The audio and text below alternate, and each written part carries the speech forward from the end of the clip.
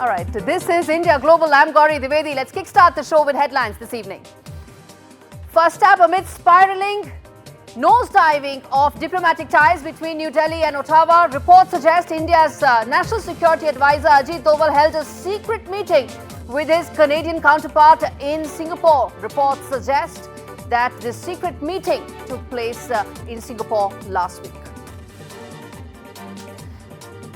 External Affairs Minister Dr. Jaishankar arrives to red carpet welcome in Islamabad for the SCO meeting. The trip marks first visit by Indian Foreign Minister to Pakistan in 9 years. We tell you what can we expect.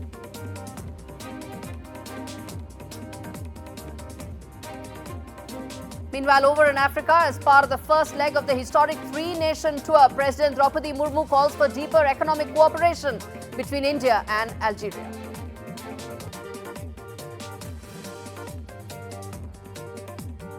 Sri Lanka's newly appointed President Anurakkumara Dissanayake is set to visit New Delhi following crucial November 14 parliamentary polls in the island nation.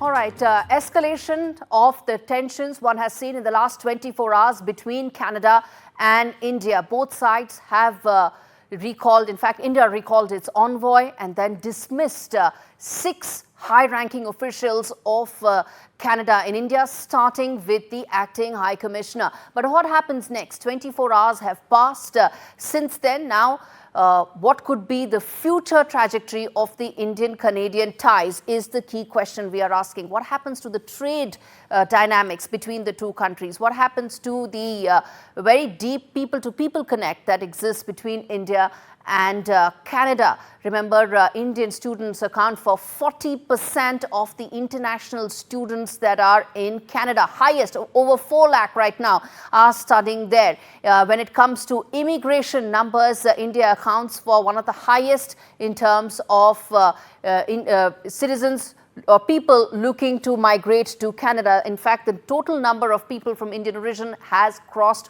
1 million in Canada. Such deep ties exist on a people-to-people basis, but in the wake of very significant, deep nosediving of relations that started with Canada, what lies ahead is our big question on India Global. We're going to put 4 key questions, but let's also get in our experts this evening to talk more about what can we expect in terms of the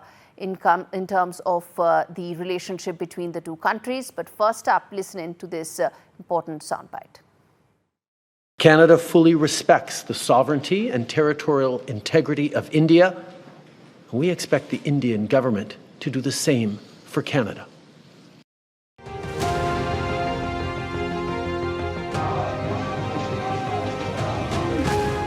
Despite the raging diplomatic fallout between New Delhi and Ottawa, priority partner India is Canada's 10th largest trading associate. The bilateral trade between the two countries amounted to $8.4 billion in 2023 to 2024, a rise of 23.5% in 5 years. Notably, India's imports from Canada stood at $4.6 billion, while exports to Canada were pegged at $3.8 billion. More than 600 Canadian companies have established a presence in India. This, as more than 1,000 companies are actively pursuing business opportunities in the Indian market. India is also the second most popular destination for Canadian pension fund investments after Australia, commanding 25% of investment flow. Accounting for a nearly 1.8 million strong diaspora, coupled with 1 million non-resident Indians, Canada also hosts one of the biggest Indian diaspora in the world. It accounts for more than 3% of its population. Not only this, India is also the largest source country of foreign students for Ottawa.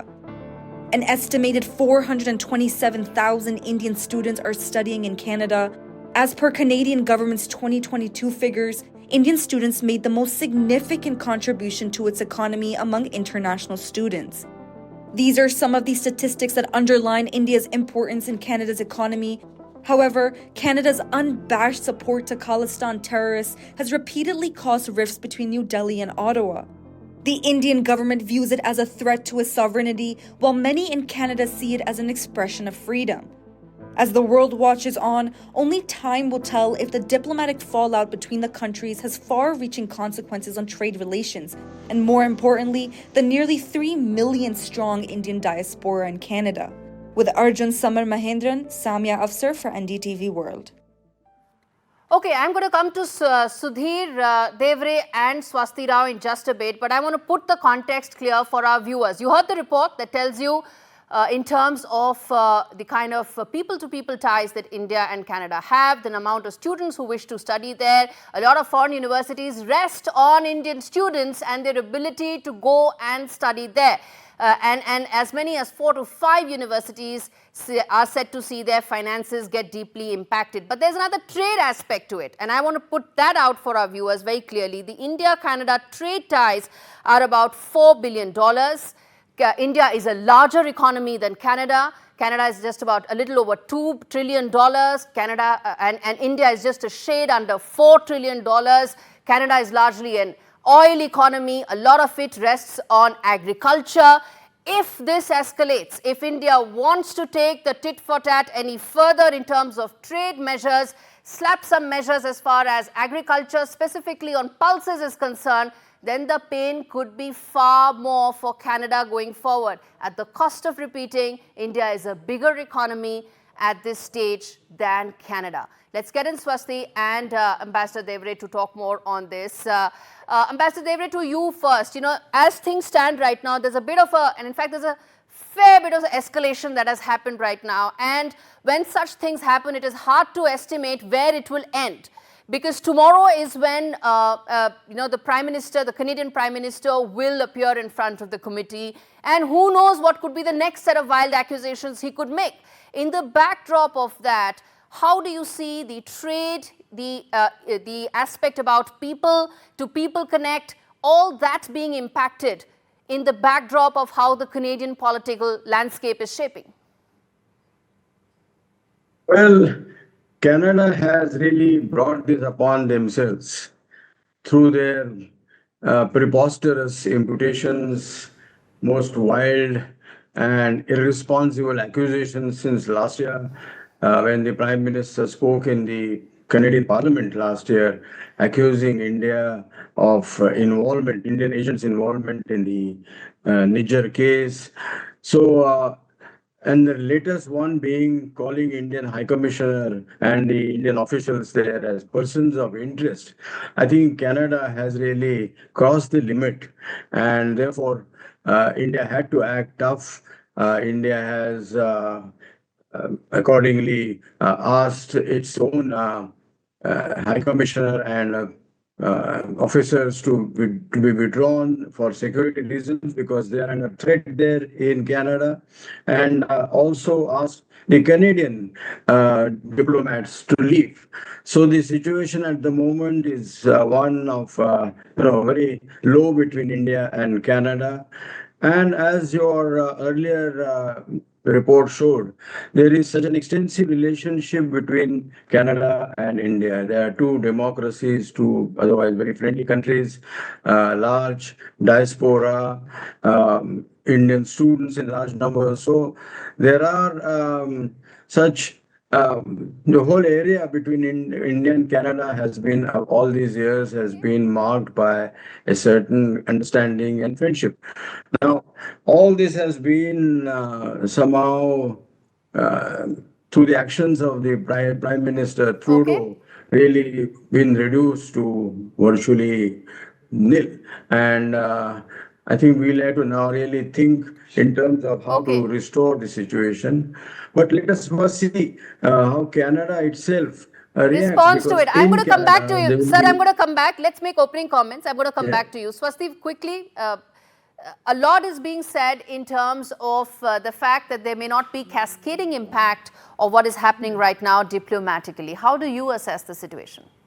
Yeah, so thank you, Gauri, for that question, and it's great to be on your show. So the first thing is that yes, there is no doubt about the fact that Justin Trudeau has, proved to be a repeat offender of sorts. I think it's very, very clear. We've been discussing it again and again that the sheer high-handedness in his manner, of implicating all these, things and also putting these allegations are something which has gone down very, very badly, and that is the reason for why what is happening. The allegations he says are not really put out on the table, and this, just so much of a hodgepodge. Okay, for lack of a better term. Now, I think a more relevant question to ask is that what comes next?